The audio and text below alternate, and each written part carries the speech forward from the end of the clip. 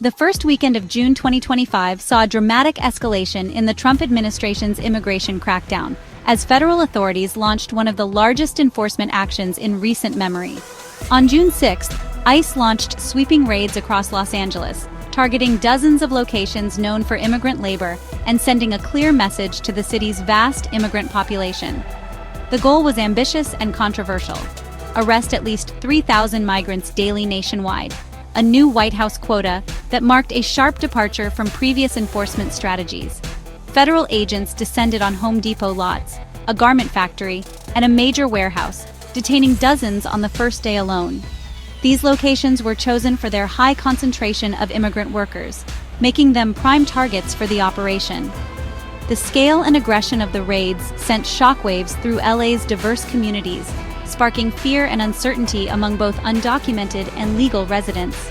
Many families worried about loved ones being swept up in the dragnet.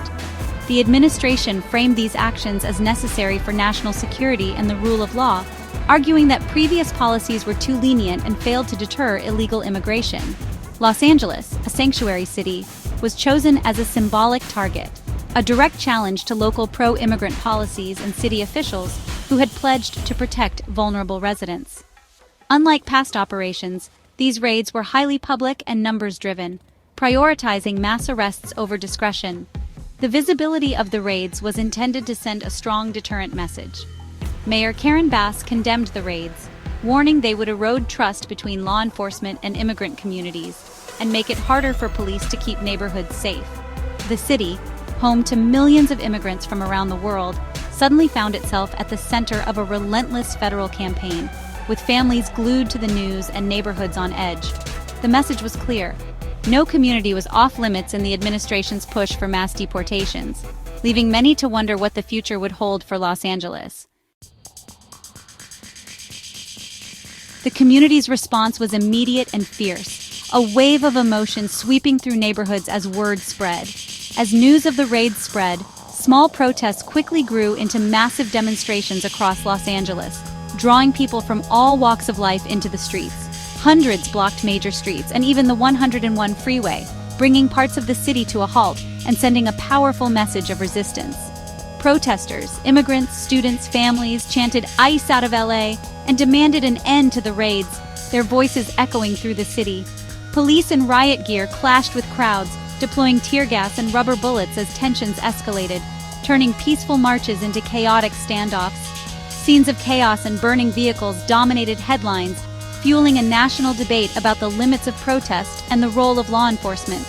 The White House labeled the protests a violent insurrection, seeking to justify a harsher crackdown and framing the unrest as a threat to national security. Local leaders, including Mayor Bass, defended the right to protest and blamed federal tactics for the unrest, calling for calm and accountability. The city became a flashpoint, with federal and local authorities locked in a battle over civil rights and public order, each side refusing to back down. For many, the protests were about more than immigration. They were a stand against federal overreach, a fight for dignity and the right to be heard. The events in LA signaled a deepening national conflict over the meaning of justice and authority, sparking similar protests in cities across the country. The city's streets became the front lines in a struggle over America's future, as the nation watched and waited to see what would happen next. On June 8th, President Trump ordered 2,000 National Guard troops to Los Angeles, without the governor's consent. The move, bypassing standard protocol, shocked state officials and legal experts. The stated goal: restore order amid protests, but critics saw it as a blatant overreach of federal power. Governor Newsom condemned the deployment as illegal and vowed to fight it in court, citing violations of the Posse Comitatus Act. Defense Secretary Pete Hegseth put Marines at Camp Pendleton on alert, hinting at possible further escalation. The city's atmosphere shifted. This was now a standoff between state and federal authority, with the military in the middle. Supporters argued the intervention was needed. Opponents warned it set a dangerous precedent for using troops against civilians. The deployment blurred the line between military and police, raising fears of authoritarianism. Los Angeles became ground zero for a constitutional crisis over federalism and civil liberties. As LA reeled from the shock, the Trump administration unveiled a sweeping new travel ban that sent ripples of uncertainty across the city and the nation. On June 9th, entry to the U.S. was suddenly suspended or severely restricted for nationals from 19 countries, far broader than any previous bans and affecting millions of people around the globe. The administration cited national security, pointing to high visa overstay rates and poor cooperation from targeted nations, insisting the move was necessary to protect American interests. Unlike earlier bans, this policy was more detailed and legally fortified, crafted specifically to withstand court challenges and avoid the chaos of past rollouts. The ban took effect immediately, halting most visas and blocking travelers from the listed countries with little warning, leaving many stranded mid-journey. U.S. embassies and airlines worldwide were ordered to enforce the restrictions without exception, scrambling to update procedures and notify affected travelers. The rollout was smoother than in 2017, but the impact was just as severe. Families separated, careers disrupted, and hopes dashed overnight as plans unraveled. The new ban built a bureaucratic wall, closing doors to thousands seeking work, study, or family reunification, and leaving communities across the U.S. in limbo.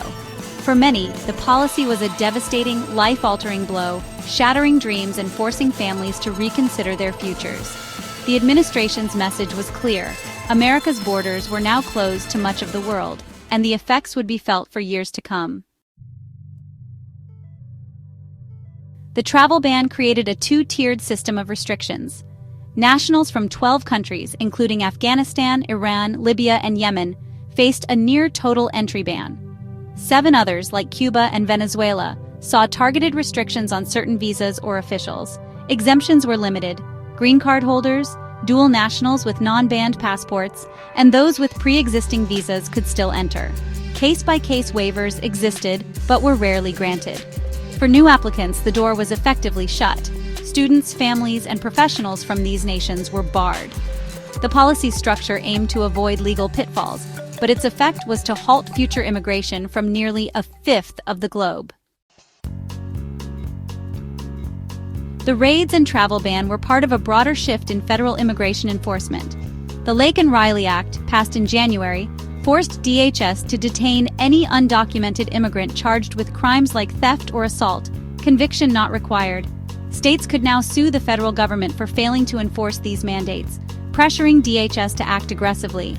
Workplace raids surged, targeting employers and disrupting industries reliant on immigrant labor. ICE began arresting immigrants at courthouses, even those reporting crimes, sparking outrage from legal advocates.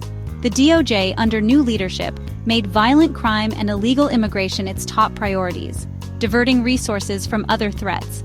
The entire federal apparatus was now aligned toward mass detention and deportation. Beneath the headlines, families and communities bore the brunt of the crackdown. Mixed-status families lived in constant fear. Everyday errands could end in separation or deportation. A father detained in a raid left his U.S.-born children facing poverty and trauma. Businesses struggled to find workers. Neighborhoods emptied as people hid indoors.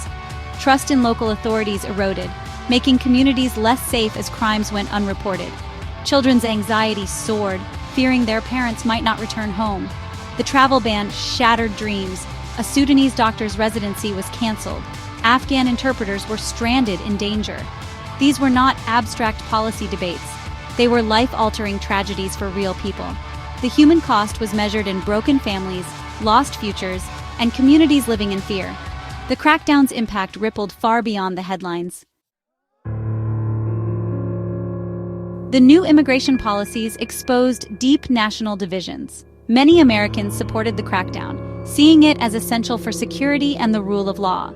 Polls showed net approval for mass deportations, with supporters citing crime and economic concerns. For them, protests were seen as lawlessness, not a defense of rights. Critics, however, called the policies inhumane and un-American, arguing they terrorized families and betrayed national values. Protests in cities like LA and Houston were viewed as righteous resistance to government overreach. Civil rights groups and Democratic leaders condemned the raids and travel ban as cruel and discriminatory. Some Americans held nuanced views, supporting border security but opposing family separations or courthouse arrests. Images of non-criminal families being detained shifted public sentiment for some. The nation remained deeply split, each side convinced of its moral righteousness. June 2025 set the stage for a new era of conflict over U.S. immigration. The administration's crackdown was declared the new normal, with mass raids and detentions accelerating. Legal battles loomed, Governor Newsom's lawsuit over the National Guard, and civil liberties groups challenging the travel ban. These cases could reshape the balance of power between the president, states, and courts. Politically, immigration would remain a central, divisive issue, fueling protests and shaping elections. The country faced a stark choice: strict enforcement and closed borders, or humanitarian values and openness. The policies in place pushed America toward the former, deepening polarization. The future would be defined by resistance, in courts, in the streets, and at the ballot box. The nation's identity was at stake as it grappled with the fundamental question, who belongs in America?